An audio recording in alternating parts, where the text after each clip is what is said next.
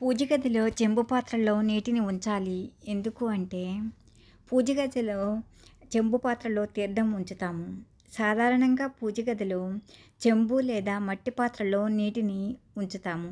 ఇలా నీటిని ఉంచి ప్రార్థించడం ద్వారా సర్వదేవతలు సంతృప్తి చెందుతారని విశ్వాసం.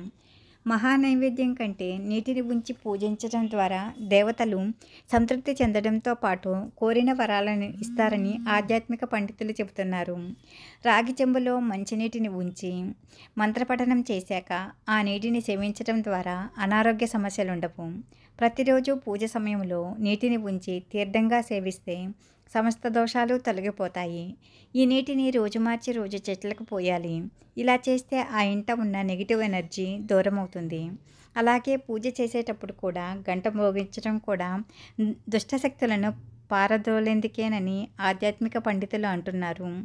పూజ సమయంలో ప్రకృతిని పంచభూతాలను ఆరాధించడం ద్వారా ప్రతికూల శక్తులతో ఇబ్బందులుండవు.